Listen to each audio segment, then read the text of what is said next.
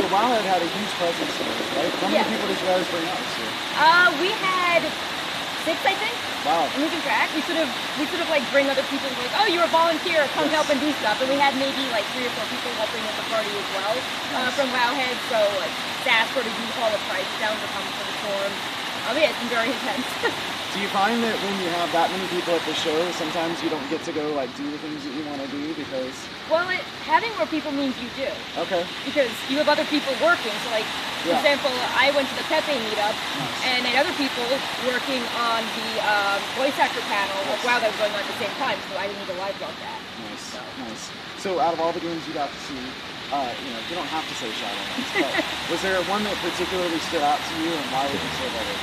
I mean, I would have to. So I mean, Shadowlands is the obvious one because obviously WoW and World of Warcraft. I got really into the Diablo 4 lore. Like in the evening, instead of fixing my live logs, I'm like reading up about her lore and being like, oh, let's read about Lilith and let's read about the different horrors that occurred and just all these like really good biblical and mythological allusions. So I got really excited into that. And you have a bit of a background in like museums and history. Yeah, and I just love her goth aesthetic. Yeah, I'm like, oh, finally a character that has a dress I want to wear. So. What did you think of that Lilith statue? Oh yeah, I want to get that. I have like Jaina and then Lilith. No, for sure. Yeah. I hope they come out with like a smaller version. They had a small cast of it, so I'm hoping that's the prototype to the. You just need to lobby the right people, maybe. Yeah. Just get a copy of that prototype for sure. So Shadowlands kind of, blew my mind a little bit.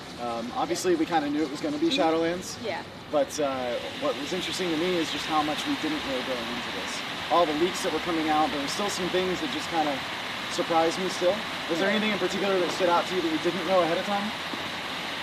Or did you just know everything? So we data mined the Death Knight hints. Right.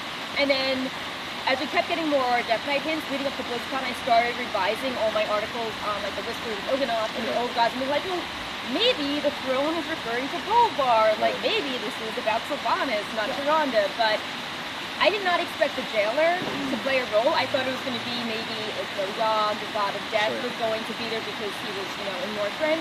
So I did not expect the jailer to be the ultimate villain. And I guess I thought the Shadowlands would just be around, not have the Covenant. So all the Covenant stuff was new, but things like the Death Knights or thinking that Elune was hindered by Sylvanas' death plan or that Sharon would be coming back. All that I kind of, guessed some of that correctly. Had you guys data mined the new abilities that are Covenant based? We did not data mine that, but we wrote them down from the demo. Yeah, of course, absolutely. So do you think the jailer is going to be the end boss, or do you think it's going to be Sylvanas, or is it going to be some unknown? So I'm thinking of the line at the owl with her third death, ushers in her coming. Yeah. And I'm like, well, is this Sylvanas now? And if we finally destroy her, like maybe in patch 9.2, is that going to lead the way for even worse things in 8.3 with the jailer at the end? It's very potential. So I guess Bolvar survives, right? Yeah, and he's the Death Knight. Yes. He's like such a good guy with him. I know. Yeah. He's supposed to be almost an anti-hero now, sort of, kind of, right? But Scarface is kind of on the phone to him. Yeah, we learned in our interview that he recruits the Death Knights. He puts out a call to, like, serve Azeroth once more, like, I'm not going to raise you forcibly, but come back if you want to. And then that scenario takes place before the cinematic. Okay. So it's like Bolvar knew something bad was going on, and that's why he tries to recruit more Death Knights to fight against Sylvanas, and then he leads the Death Knights in 9.0. I wonder if the reason that they skipped the fight with Sylvanas is because you as a Death Knight starting out with Bolvar, maybe you're engaged in that. Exactly, because he's like, they said he just takes place right before the cinematic. That makes sense. That would make a lot of sense. Wow. So with Bolvar and kind of the way his character has changed and all that, we didn't really see a lot of him over the years, and now I've got some people that are like, you bring him back just to destroy him. He was in some of the Death Knight campaigns in Legion, where he's like, raise this dragon, and I don't like the red dragon fight, and we're going to work together against the Burning Legion, and I'm going to help you guys out. And I was like, oh, well, I like you guys, I'm going to be your boss. So give us a little bit of a preview. So obviously you did your interview this week. Who did you interview, and what were some of the things that came out of that? Okay, so I learned who I was interviewing 5 minutes before it happened, and I was staying behind the live blog, so I'm actually blanking some of the names. We did interview Jeremy Kiesel, and we did a lot of little interviews, excerpts. We learned that Denai... We're going to walk together. Okay. Yeah. Oh. Keep talking. Okay. Can someone grab my bag? Courtney? It has a laptop in it. Yeah. So we learned that Denai have some customization options like tail length, and they have a lot more crystalline jewelry and interesting headbands and decorations for male and female. Nice. We learned the Death Knight thing I just mentioned, how when the starting area takes place, we learned that if you are the original race, you can still do the campaign for Light's Hope and see the Ebon Bladers form, but the newer races have that special scenario. We learned a lot of soul binding and anima things. We learned about crafting legendaries. They told us about the tower being tied to Frostmourne before the deep dive. So yeah, we learned a lot of like little things. Oh yeah, Una. Like you should talk to Una once you get into the Shadowlands, because he probably has things to say about it, and there is a big secret plan for 9.0. So I know the secrets community loves Wowhead, so I'm happy to hear about that. So speaking of 9.0, one of the things that we learned is that there will be a Scourge invasion, which will sort of set us apart, kind of like the demon invasions prior to Legion and all that. Have you learned anything more about what that's going to look like in terms of the Scourge invasion? No, we didn't hear anything about that yet. I don't know if they covered that in any of your interviews, but we didn't cover that in particular. Okay. So. I mean, maybe that's why Bolvar's like, wow, this isn't good. I should. Why is this happening again? I need to control them. So obviously you guys put out a lot of guides over the last week, over the last 2 days. What are your plans for the next week? We want to do more polished recaps of things. So for example, we have like 10 posts on Covenants. And it's like, why don't we just make a nice guide to the Covenant? Yes. There's some interviews for the people we still want to write up. Maybe there's, like for example, I read an interview this morning that the old gods could be coming back in another claim. So we want to highlight neat details like that.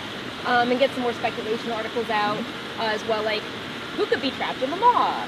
Could Varian be coming back? We're going to see Sourfang again. Yes. And that's a really interesting detail because, Sourfang was thinking of preserving the Horde and, his family, like, the collective Horde, the family in Orgrimmar, and that's why he sacrificed himself. He didn't want bloodshed. But then on a cosmic level, it works too because he prevented Sylvanas from getting all these souls that were dying in the Fourth War. So it's like he really, he had an impact not just on Azeroth, but also on her plan in Shadowlands. Like, he prevented her from gaining so much more power. Yeah, so they keep talking about how the Maw is growing, and souls are filing in, so it makes a lot of sense that would be the case.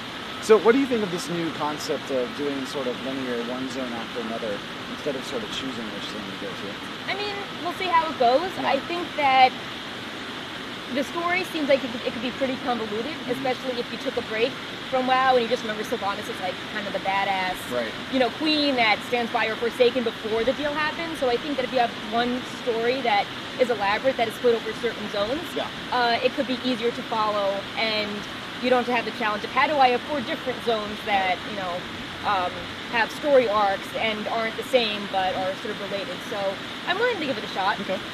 So I'm a little bit curious about your process, right? So you bring 6 people to an event like this. You're probably putting out more WoW content than anybody in a 2-day span, right? Like, what goes into that from a strategy standpoint? What do you do leading up to the event to prepare? And then when you're here, what really goes into that? What's the secret sauce behind it to be successful? So we have the meetings pretty frequently. We try to have a Google Doc with a schedule and assignments, which obviously didn't really happen this year. Whoops!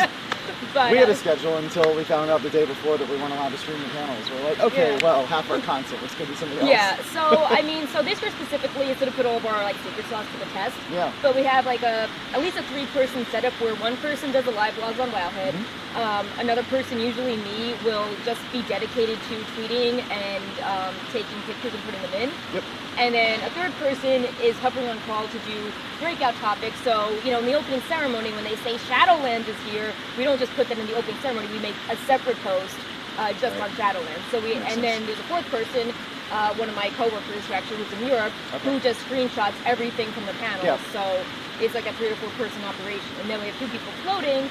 If if we have to do an interview, or it's like there's a little statue, someone grab a picture, or there's emergency, like, oh, they just released a press kit with 200 Diablo images, someone cover that. So yeah, we try to be flexible as well. I mean, you can't be stressed like something will go wrong. Yeah.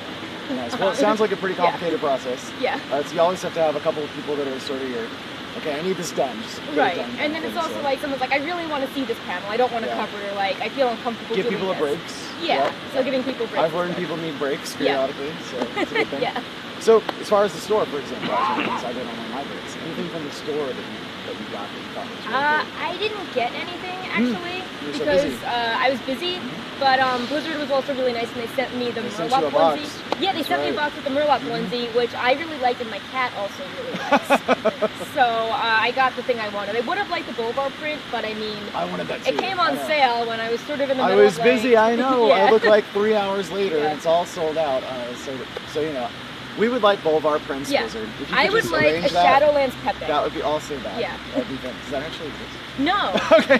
but I tweeted the creator of Pepe, and I was like, Nice. can Pepe go to Shadowlands? Like, you know, can he travel between the veil? And he's like, Pepe, there's the interdimensional bird Yeah. whistle, he can travel, and I'm going to make new costumes for him. Yeah, there's definitely going to end up being something like that. You know, but they Yeah. like to take variations. Like, I love the new Murlocs that they got this Yeah. year. With, what was it, Gilly? Yeah, and when Yes. it's Savadas. Yes, yeah, it was awesome. Oh, it's so cool. Well, yeah, so Bolvar print would be awesome. It'd be fantastic. Did you get breaks at all? Or you just I busy did. all I the went time? to the Pepe gathering. Cool. I spent some time just chilling at the arcade, which was so fun and like very low key. And I think it's a great place for people to just meet and hang out. I think it was an amazing It was addition this awesome. year. Yeah. I hung out at the Dark Moon Fair Cool.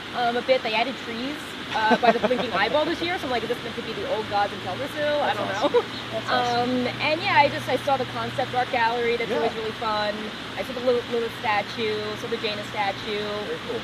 I try to walk around for a few hours in Yeah. the con, especially when there was, I think, esports and the closing concert was going on. It just was nice to feel Yes. almost anonymous. Like it was like I'm just pretending to be this regular con Yeah. goer and like being incognito and no one is looking for me. Well, and the best part about the finals and the show going on is that like all the streaming stations not streaming stations, but the booths are like there's no line. Yeah, it's more open You that way. Yeah. Did you? So you got the Murloc onesie. Did you participate in the March of the Murlocs? No, because that was during the WoW deep dive. Oh yeah, you can. miss And that. I had to go back and do all the live tweeting for that. Yeah, But the just Pepe really gathering was spooky fun stuff, though. yeah. That's awesome.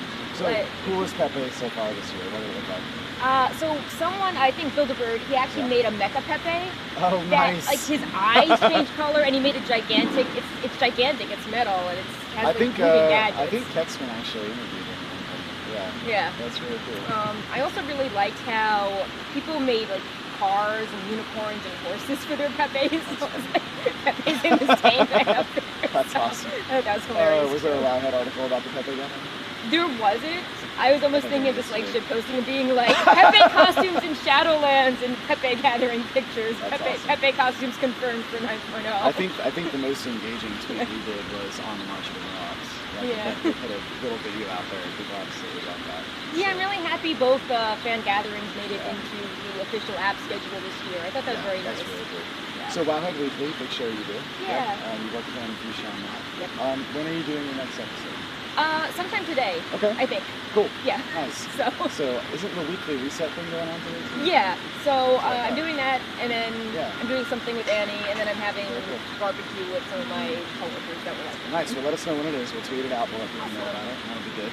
So, any final thoughts from BlizzCon?